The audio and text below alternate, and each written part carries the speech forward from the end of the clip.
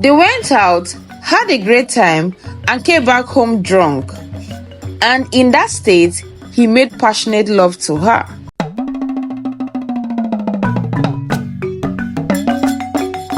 Here is a part 2. I'm going to drop a link to watch part 1. Let's get right into the story. Her mother gave a heavy sigh and said, "No problem. Just stay out of trouble, okay?" She asked if she had seen her twin. She replied saying no, that she should be fine. Shalawa left with a few of her things and went to get her hair done. She intentionally wasted time in the salon and went home late. When she got home, she met her sister's husband waiting for her with flowers. Shalawa asked, "Are these for me?" He replied saying yes, that it's for his beautiful queen. He said he could not wait to get home from work, that she has been on his mind all day. And as he tried to kiss her, she moved her face to the side, and he ended up giving her a peck on the cheek. He asked if everything is alright. She replied saying yes, that she's just tired. He gave her a glass of water to drink. He then said, "I know what will make you feel better. Why don't we go take a shower together?" Immediately, she choked on the water she was drinking. He asked if everything is alright. She said yes, and asked him if he had forgotten that she was on her period.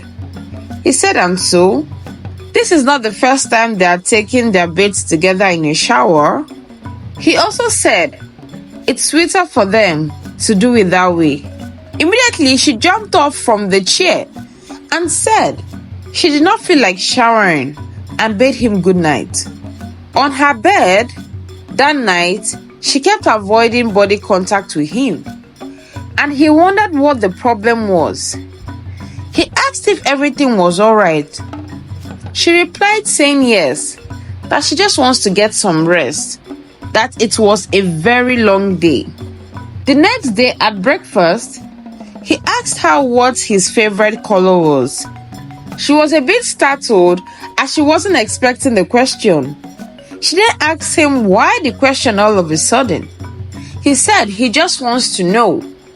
In her mind, she already knew she was screwed, but decided to give him a response. She said black. He said, "You still remember?" She said, "Of course." He then asked, "Won't you ask me about your favorite color?" Shalewa, already shaking, said, "No need. I know you remember," and stood up from the dining table and went to clear out the dish. Shalewa could not wait for Saturday to come, when her sister would return, so she could go back to her normal life. So the next day, Frank proposed they go out on a date night.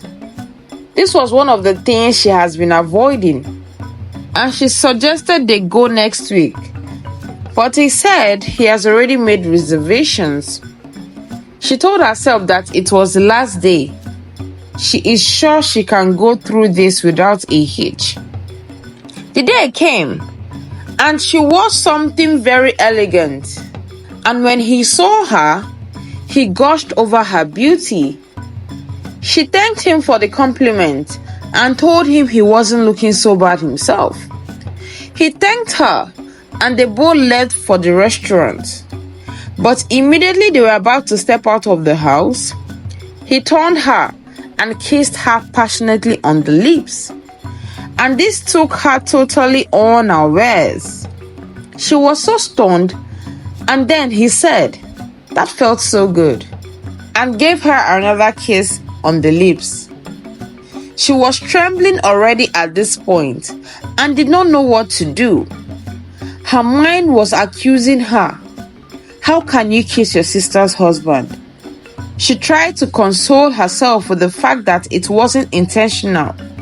But the truth was that she enjoyed the kiss, such that she couldn't even hide it, as she was blushing from ear to ear. They went out, had a great time, and came back home drunk. And in that state, he made passionate love to her. They went to bed, and the next morning, she realized what had happened, and her heart was filled with guilt. She wondered how she will face her own flesh and blood and tell her what happened. That night, while she was at the kitchen cooking, she heard a noise at the window. On going to check what that was, she saw her sister. Abisola asked her to open the door for her. She came in and said, "What's up? Thank you for covering up for me." Abisola asked her sister what she was doing. She said she is making dinner. She said, "What? You know I hate cooking. Why would you cook?" Shalewa retorted saying, "I did not know you will carry this your attitude to your husband's house." Shalewa said, "I don't like what you did to me. How could you do such a thing to me?" Abisola said, "Relax. Here, I have the money for your shop, just as I promised, and even more." Shalewa opened it and almost screamed. She asked her where she got such money from. She said a friend gave it to her. She replied saying, Abisola asked her to calm down. "I will explain, but not in this house." Abisola asked her sister if her husband suspects anything. She said she is not sure. Abisola said they would go out tomorrow and discuss. Just as they were still talking, Frank walked in on them and was a bit shocked and looked at his wife. He addressed her as Shalewa and said, "Shalewa, I didn't hear you knock. You're welcome. How are your parents?" She replied saying they are fine. She then said she will be spending the night if that wasn't a bother. He said, "Of course not. You're welcome anytime." He walked up to Shalewa and said, "Babe, the dinner smells great. Can't wait to have some," and gave her a peck on the cheek and left. Abisola gave her sister a stern look and grabbed her by the hand and asked, "Will you mind explaining what's going on?" She replied her saying, "Do you want to blow your cover?" That she should not worry, it's just a peck. She replied saying, "I hope that is all it is." She couldn't answer her any further, and Abisola went to sleep in the guest room for the night. The next day, they set off for their home and started having an argument. Abisola would shout and ask, "Shalewa, did you do more than kissing?" She said, "It's not my fault things went out of hand. That whose fault is it? Where did you leave your husband to go to for a week? I had to pretend to be you. Do you think it was easy?" Just then their mother entered and asked, "What did she just hear? That you, Abisola, went to where for a week, asking your sister to act like you?" "Ah, God," she exclaimed. "Where did I go wrong in raising these children?" She asked Abisola where she went to and that she should talk now. She said one of her ex called her for an important outing where they could make cool cash, that she needed money to handle something. Her mother queried, "Wait, so because of money, you left your husband? Did you ask your husband for money and he refused?" She said no, just that she did not want to trouble him, that she appreciates all he does for her, but she needed more. She turned to Shalewa and said, "I can't believe that you of all people would do this." She tried explaining to her mom that it wasn't intentional, that I just did not want you and dad to worry. She asked, "Hope you did not do anything with him." She went silent. They asked her to talk, and then she said she had something to do with him just once, that she was drunk. She had to pretend to take drink like her sister, but she did not know it would end like that. Her mother wailed and said, "What have you all done?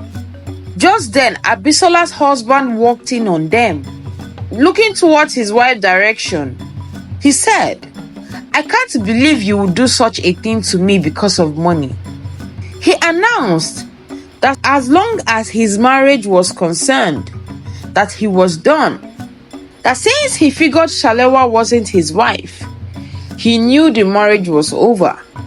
That he will send the divorce papers for her to sign.